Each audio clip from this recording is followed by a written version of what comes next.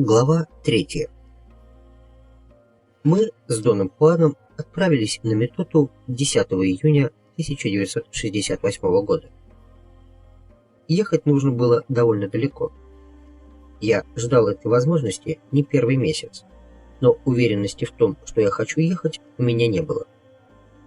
Я опасался, что на пейотном собрании мне придется принимать пейот, а это никак не входило в мои планы, о чем я не раз говорил Дону Хуану. Поначалу он только посмеивался, но в конце концов твердо заявил, что ни о каких страхах слышать больше не желает. Я считал, что метода была идеальным случаем для проверки составленной мною схемы.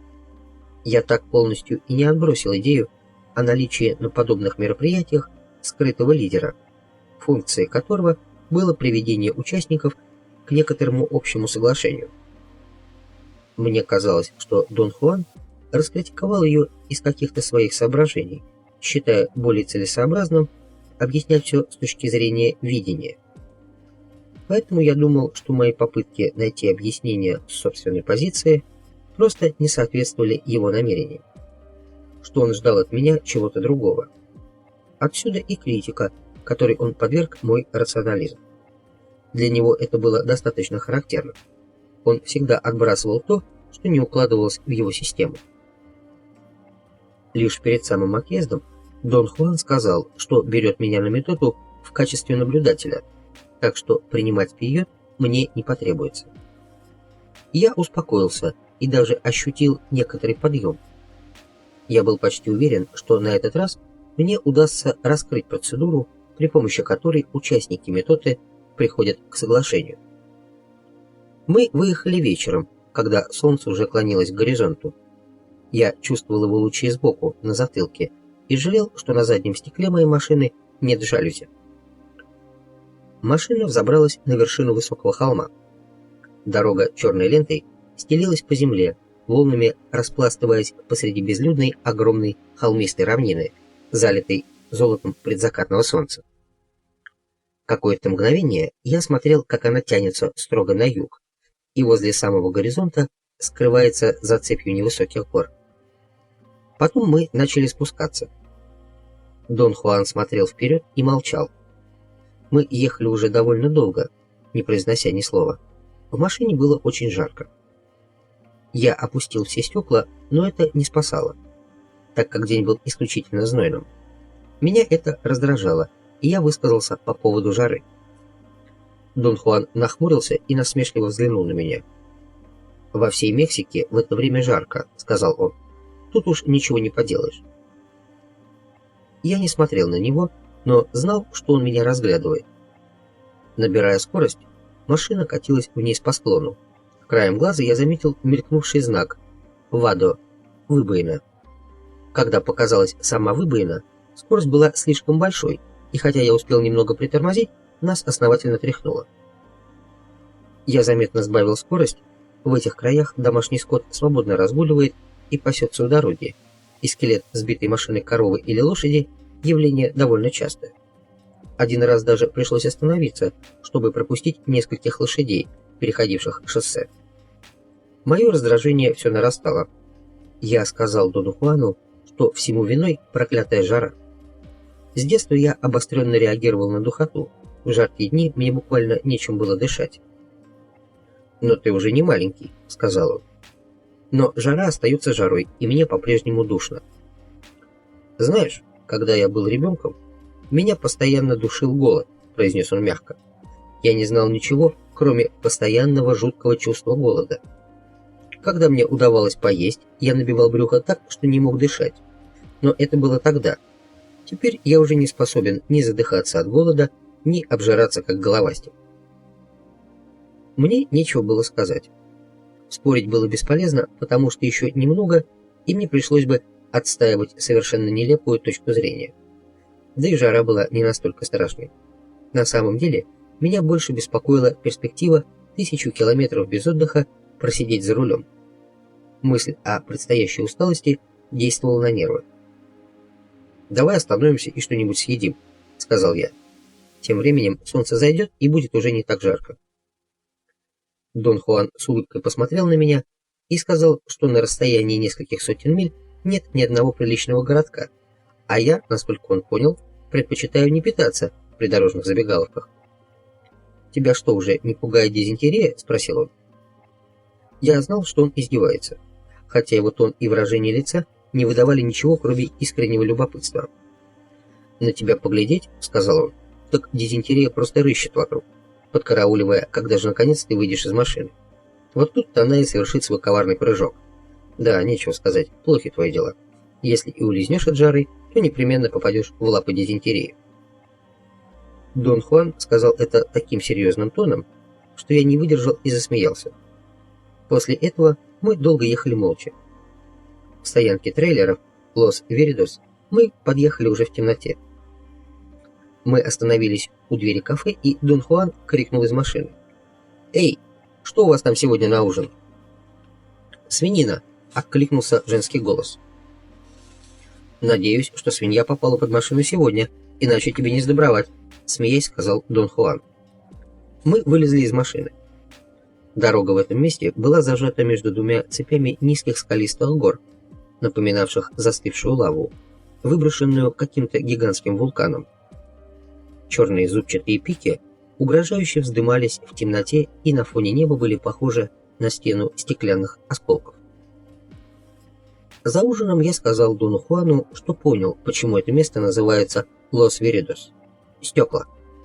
Совершенно очевидно, что оно обязано этим названием остроконечным скалам, похожим на осколки стекла.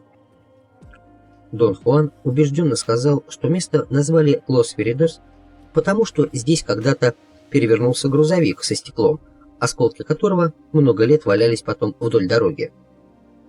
«Что, серьезно?» — спросил я, чувствуя, что он шутит. «Почему бы тебе не спросить кого-нибудь из местных?» — сказал Дон Хуан. Я спросил человека, который сидел за соседним столиком. Он извиняющимся тоном сказал, что не знает. Я прошел на кухню и спросил у женщин, которые там работали. Никто из них не знал. Стекла и все. Просто так называется. «Думаю, что я прав», — сказал Дон Хуан. «Мексиканцы не одарены способностью замечать вещи вокруг себя. Стеклянные горы — это не для них. Зато вполне в их стиле оставить гору битого стекла валяться у дороги и не убирать его в течение нескольких лет». Мы оба рассмеялись, потому что все это было действительно забавно. После еды Дон Хуан спросил меня, как я себя чувствую. Я сказал, что нормально, хотя на самом деле мне было немного не по себе. Дон Хуан пристально посмотрел на меня. Я понял, что он что-то заметил. «Собираясь в Мексику, тебе следовало распрощаться со всеми своими страхами, к которым ты так неравнодушен», — очень жестко сказал он. «Твое решение должно было уничтожить их. Ты приехал, потому что хотел приехать. Так поступают на пути воина. Я много раз тебе говорил, быть воином – это самый эффективный способ жить. Воин сомневается и размышляет до того, как принимает решение. Но когда оно принято, он действует, не отвлекаясь на сомнения, опасения и колебания. Впереди еще миллионы решений, каждый из которых ждет своего часа. Это путь воина». «Да я, мне кажется, так и делаю, Дон Хуан. Во всяком случае, время от времени. Все-таки трудно следить за собой непрерывно». Когда воина начинают одолевать сомнения и страхи, он думает о своей смерти. Это еще труднее, Дон Хуан. Для большинства людей смерть – это что-то неясное и далекое. Мы никогда всерьез не думаем о ней. Почему? А зачем? Зачем? Потому что идея смерти – единственное, что способно закалить наш дух. Когда мы покидали Лос-Веридос, было уже настолько темно, что зубчатые силуэты гор полностью растворились в небе. Больше часа мы ехали молча. Я устал. Говорить не хотелось, да и разговаривать было, в общем-то, не о чем. За все это время только несколько машин проехало по пустынной дороге нам навстречу. Казалось, что на юг по этому ночному шоссе, кроме нас, не ехал никто. Это было странно. И время от времени я поглядывал на зеркало заднего обзора, надеясь увидеть в нем хотя бы одну машину. Однако трасса позади нас была совершенно пустынной. Спустя некоторое время я оставил это занятие и вернулся к размышлениям о перспективах нашей поездки. Вдруг я заметил, что свет моих фар стал каким-то слишком ярким на фоне окружающей тьмы. Я взглянул в зеркало и увидел яркое сияние. Затем, словно из-под земли, вырвались два снопа света. Это были фары машины на вершине холма позади нас. Некоторое время они были видны, а затем исчезли в темноте, будто их выключили. Через секунду они появились на другом бугре и снова исчезли. Так они то появлялись, то исчезали, а я следил за ними почти неотрывно, и это продолжалось довольно долго. В какой-то миг мне стало ясно, что та машина позади догоняет нас. Огни стали больше и ярче. Я до упора выжал педаль газа, мне почему-то было не по себе. Дон Хуан, казалось, заметил мою озабоченность, а может, его внимание привлекло то, что я увеличил скорость. Он взглянул на меня, потом повернулся и посмотрел на фары позади нас. Он спросил, все ли со мной в порядке. Я ответил, что на протяжении нескольких часов позади не было ни одной машины. А потом я неожиданно заметил цвет фар машины, которая, похоже, все время нас догоняет. Дон Хуан кивнул и спросил: «А ты уверен, что нас догоняет машина?» «Разумеется». Дон Хуан сказал, что по моему тону и моему озабоченному виду он понял, что я чувствую, нас догоняет не просто машина. Я настаивал на том, что ничего такого не чувствую, а догоняет нас просто машина или трейлер. «Ну, что это еще может быть?» — нервно спросил я. Его намеки вывели меня из себя. Он повернулся и посмотрел прямо на меня, потом медленно кивнул, как бы взвешивая то, что собирался сказать. «Это огни на голове смерти», — сказал он мягко. «Она надевает их наподобие шляпы, прежде чем пуститься в галоп. То, что ты видишь позади, это огни на голове смерти, которые она зажгла, бросившись в погоню за нами. Смерть неуклонно преследует нас, и с каждой секундой она все ближе и ближе». У меня по спине пробежал озноб. Какое-то время я не смотрел назад, а когда снова взглянул в зеркало, огней нигде не было. Я сказал Дону Хуану, что машина, должно быть, остановилась или свернула в сторону. Он не глянул назад, а лишь потянулся и зевнул. «Нет, смерть никогда не останавливается. Просто иногда она гасит огни. Но это ничего не меняет». 13 июня мы добрались до северо-восточной Мексики. Две очень похожие друг на друга старые индианки, видимо, сестры, и 4 девушки стояли у двери небольшого дома. За домом виднелась какая-то хибара и разрушенный коровник, от которого осталась только одна стена и часть крыши. Женщины явно нас поджидали. Наверное, они заметили хвост пыли, тянувшийся за моей машиной. К дому от шоссе вела грунтовая дорога, на которую мы съехали за несколько миль от него. Дом стоял в глубокой долине, и от двери шоссе казалось длинным рубцом, прорезавшим склон зеленого холма. Дон Хуан вышел из машины и немного поговорил с женщинами. Они указали ему на деревянные табуретки, стоявшие у двери. Дон Хуан позвал меня, и мы сели. Одна из старух осталась с нами, все остальные вошли в дом. 2 девушки остались стоять в дверях, с любопытством изучая меня. Я помахал им, они захихикали и убежали в дом. Через несколько минут из дома вышли 2 молодых человека и поздоровались с Доном Хуаном. Со мной они не говорили и даже не взглянули в мою сторону. Они немного посовещались о чем-то с Доном Хуаном, потом он поднялся, и все мы, включая женщин, отправились к другому дому, до которого было примерно полмили. Там было еще несколько человек. Дон Хуан вошел внутрь, велев мне оставаться на улице. Я заглянул в дом и увидел сидящего на табуретке старика-индейца, примерно такого же возраста, как Дон Хуан. Было не очень темно. Перед домом стоял старый грузовик. Вокруг него расположилась группа молодых индейцев, мужчины и женщины. Я обратился к ним по-испански, но они явно не намерены были со мной общаться. Женщины хихикали после каждого моего слова, а мужчины вежливо улыбались и отводили глаза. Они делали вид, что не понимают меня, но я был уверен, что испанский они знают. Я слышал, как они говорили между собой на этом языке. Через некоторое время Дон Хуан и второй старик вышли из дома, подошли к грузовику и сели в кабину рядом с водителем. Это послужило сигналом, по которому все остальные забрались на платформу, заменявшую грузовику кузов. Платформа была без ограждения, и когда грузовик тронулся, все вцепились в длинную веревку, привязанную к каким-то крючкам на раме. Грузовик медленно тащился по грунтовой дороге. В одном месте, где она слишком круто поднималась по склону холма, все спрыгнули и пошли за грузовиком. Два парня снова запрыгнули на платформу и сели с краю, не держась за веревку. Женщины смеялись и подзадоривали их. Дон Хуан и старик, которого все называли Сильвио, шли рядом и не обращали на молодежь никакого внимания. Когда дорога снова вышла на ровное место, все собрались обратно. Мы ехали около часа. Поверхность платформы была очень твердой, поэтому я поднялся и всю дорогу ехал стоя, держась за крышу кабины. Наконец машина остановилась возле группы строений. Там были еще какие-то люди, но уже совсем стемнело, и в тусклом желтоватом свете керосиновой лампы, висевшей над дверью одного из домов, я видел только 3-4 человек. Все слезли с платформы и разошлись по дому. Но мне Дон Хуан снова велел оставаться снаружи.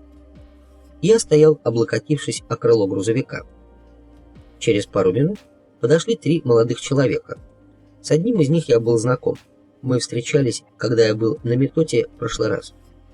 Он поздоровался со мной, пожав мои запястья, и прошептал по-испански: «Ты молодец». Мы тихо стояли возле грузовика. Было тепло. Мягко шелестел ночной ветер. Мой знакомый спросил, нет ли у меня сигарет. Я вытащил пачку, и все закурили. Присветив сигаретой, я посмотрел на часы. 9.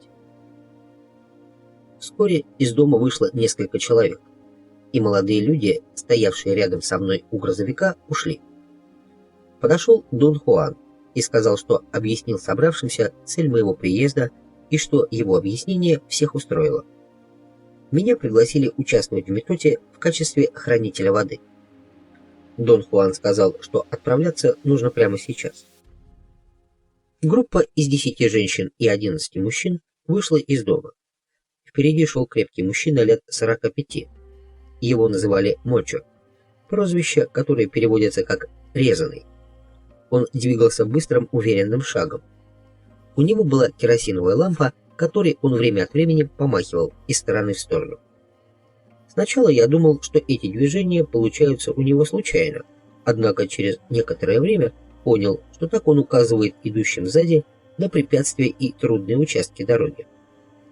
Мы шли больше часа. Женщины болтали и время от времени негромко смеялись. Дон Хуан и второй старик шли где-то впереди, а я плелся в самом хвосте, уставившись в землю, и каждый раз тщетно пытаясь разглядеть, куда лучше поставить ногу. Прошло уже 4 года с тех пор, как мы с Доном Хуаном ночью ходили в горах. Я потерял форму и все время спотыкался. Из-под ног у меня летели камни, колени не гнулись, а когда я наступал на бугорок, то казалось, что дорога прыгает на меня. И если под ногу попадалась выбоина, то чувство было таким, словно дорога предательски ныряет в какую-то пропасть. Я производил шума больше, чем любой из остальных, и поневоле сделался шутом. Каждый раз, когда я спотыкался, кто-то говорил «ух», и все смеялись. Когда в очередной раз я пнул камень, и он угодил в пятку шедшей впереди женщине, она, ко всеобщему удовольствию, громко сказала: «Дайте бедняжке свечку». Но и это было еще не все. Окончательно я опозорился немного погодя, когда, споткнувшись, начал падать и инстинктивно ухватился за кого-то впереди. Я повис на нем всем своим весом, и он тоже чуть не упал, издевательски заорав при этом не своим голосом. Все хохотали так, что пришлось остановиться. Ведущий взмахнул фонариком вверх-вниз. Это означало, что мы пришли. Неподалеку справа маячил темный силуэт какого-то дома. Все разбрелись по сторонам. Я поискал Дона Хуана. В темноте это было не так-то просто. Я шумно слонялся из стороны в сторону, пока не наткнулся на него. Он сидел на камне. Дон Хуан еще раз напомнил мне, что моей задачей будет подавать воду участникам методы. Несколько лет назад он учил меня, как это делается.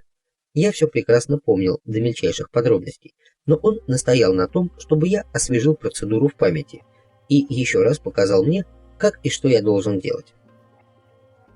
Потом мы направились за дом, где собрались все мужчины. Там уже горел костер. Метрах в 5 от огня на чистой ровной площадке была сделана подстилка из соломенных циновок. Мочо, наш проводник, первым сел на подстилку. Я обратил внимание на то, что верхушка левого уха у него отсутствует. Видимо, этому он был обязан своим прозвищем. Дон Сильвио сел справа от него, Дон Хуан слева. Мочо сидел лицом к огню. Подошел молодой человек и поставил перед ним плоскую корзинку с пиотными батончиками, а сам сел между ним и Доном Сильвио. Другой молодой человек принес еще 2 плоские корзинки и поставил их рядом с первой, а сам сел между Мочо и Доном Хуаном. Еще 2 молодых человека сели между Доном Сильвио и Доном Хуаном, замкнув круг из 7 человек. Все женщины оставались в доме. 2 парня должны были всю ночь поддерживать огонь, а мальчик-подросток и я следили за водой, которую нужно было дать участникам после окончания ритуала, который должен был длиться всю ночь. Мы с мальчиком сели возле камня. Огонь и сосуд с водой находились напротив друг друга на равном расстоянии от круга участников. Мочо, ведущий, пропел свою пиотную песню. Глаза его были закрыты, тело покачивалось. Песня была очень длинной. Языка я не понимал. Затем все по очереди пропели свои пиотные песни. Я не заметил, чтобы они следовали какому-то заранее установленному порядку. Было совершенно очевидно, что каждый поет тогда, когда чувствует, что пришла его очередь. Затем Мочо взял корзинку, вынул 2 пиотных батончика и поставил ее на место. Дон Сильвио, а за ним и Дон Хуан сделали то же самое. Потом по 2 батончика взяли 4 молодых людей. У меня сложилось впечатление, что они вчетвером составляли как бы отдельную группу. Пиотные батончики они тоже брали по очереди против часовой стрелки. Съев батончики, все еще раз пропели свои пиотные песни и снова съели по 2 батончика. В общей сложности вся процедура повторилась 4 раза. Потом они пустили по кругу 2 другие корзинки, в которых были сушеные фрукты и мясо. Весь этот цикл повторился в течение ночи еще несколько раз, но никакой системы в действиях каждого из них я не обнаружил. Они не разговаривали, более того, каждый был как бы наедине с собой. Я не заметил, чтобы хоть один из них обращал внимание на то, что делают остальные. Перед рассветом они встали, и мы с мальчиком дали им воды. Потом я пошел прогуляться и осмотреть местность. Дом оказался низкой саманной хижиной с крышей из хвороста. Пейзаж был довольно угнетающим. Суровая равнина, поросшая кустами и кактусами. Деревьев не было вообще.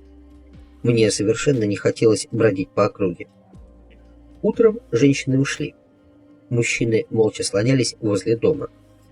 Примерно в полдень все снова заняли свои места, и по кругу пошла корзинка с сушеным мясом, разрезанным на кусочки такого же размера, как батончики пиота.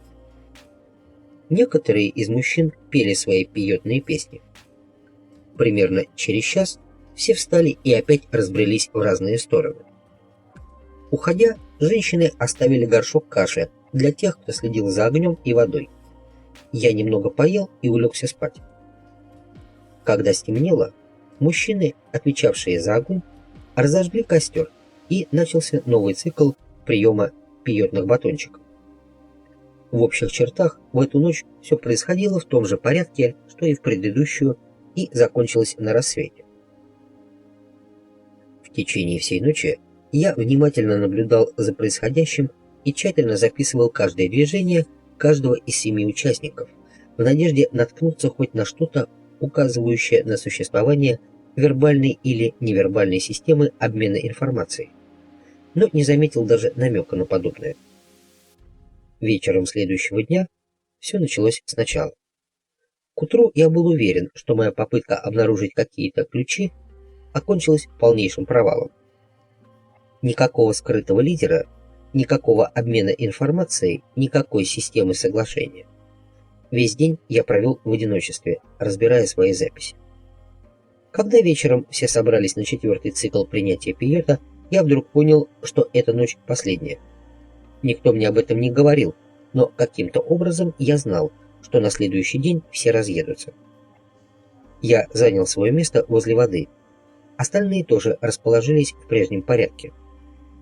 Поведение 7 участников, сидевших кружком на подстилке, было в точности таким же, как и раньше. Как и в предыдущие ночи, я был полностью поглощен наблюдением за их действиями. Мне хотелось записать каждое движение, каждый звук, каждый жест. В какой-то момент я услышал гудение, похожее на обыкновенный звон в ушах, и поначалу я не обратил на него внимания. Он усилился все же, не выходя за пределы обычных телесных ощущений. Я помню, что внимание как бы разделилось между людьми, за которыми я наблюдал, и звуком, который слышал. Это был переломный момент. Лица людей вдруг стали ярче, как будто включили свет. В то же время это не было похоже ни на электрический свет, ни на свет керосиновой лампы или вспыхнувшего костра. То, что я видел, скорее напоминало люминесценцию. Розовое свечение, очень размытое, но тем не менее заметное с того места, где я сидел. Звон в ушах, казалось, усиливался. Я взглянул на паренька, который был рядом со мной, но тот спал. К тому времени розовое свечение стало еще заметней. Я посмотрел на Дона Хуана. Он сидел с закрытыми глазами. Мочо и Дон Сильвио тоже. Глаза молодых людей мне не были видны, потому что двое из них наклонились вперед, а двое сидели ко мне спиной. Я еще глубже ушел в наблюдение, все еще не осознавая, что действительно слышу звон и вижу розовое свечение вокруг людей. Через минуту, однако, до меня дошло, что явления эти очень устойчивы. На мгновение я пришел в сильное замешательство, а потом вдруг возникла мысль, не имевшая ничего общего ни с происходящим, ни с целью моего приезда сюда. Я вспомнил слова, услышанные мною в детстве от матери. Воспоминание немного отвлекло меня, так как было совершенно неуместным. Я попытался отбросить его и вновь сосредоточиться на наблюдении, но безуспешно. Мысль воспоминания упорно возвращалась, становясь все более ярко выраженной. Она требовала от меня все большего внимания, и я вдруг ясно услышал голос матери. Она звала меня. Послышалось шлепанье ее тапочек и смех. Я оглянулся, думая, что это какой-то мираж или галлюцинация, и что сейчас я перенесусь во времени и пространстве и увижу мать. Но увидел только мальчика, мирно спящего рядом. Это встряхнуло меня и на какое-то мгновение отрезвило. Я взглянул на мужчин. Они неподвижно сидели в прежних позах. Однако свечения уже не было. Отсутствовал и звон в ушах. Я облегченно вздохнул, решив, что галлюцинация с голосом моей матери закончилась. Ее голос был таким ясным и живым, что я чуть было не попался на него. Я мельком заметил, что Дон Хуан смотрит на меня, но это не имело значения. Я находился под гипнозом воспоминания о голосе зовущей меня матери и отчаянно пытался думать о чем-то другом. И вдруг снова раздался ее голос. Казалось, она стоит у меня за спиной. Она звала меня по имени. Я резко обернулся, но увидел только темный силуэт хижины и смутные пятна кустарника. Звук моего имени полностью вывел меня из равновесия. Я невольно застонал. Мне стало очень холодно и одиноко. Я заплакал. Внезапно так захотелось, чтобы рядом был хоть кто-нибудь, кому я не безразличен. Я повернул голову, чтобы взглянуть на Дона Хуана. Он смотрел на меня. Я не желал его видеть и закрыл глаза. Тогда мне явилась мать. Я не думал о ней, как обычно. Я отчетливо ее видел. Она стояла рядом. Я задрожал. Меня захлестнула волна отчаяния, захотелось убежать, исчезнуть. Видение матери болезненно не вязалось с тем, что я искал здесь, на этом пиетном собрании. Несоответствие было кошмарным, и не было никакой возможности сознательно от этого избавиться. Наверное, если бы мне действительно хотелось рассеять видение, то я бы открыл глаза, но я почему-то продолжал внимательно его разглядывать. Причем с особой тщательностью и скрупулезностью. Меня охватило необъяснимое чувство.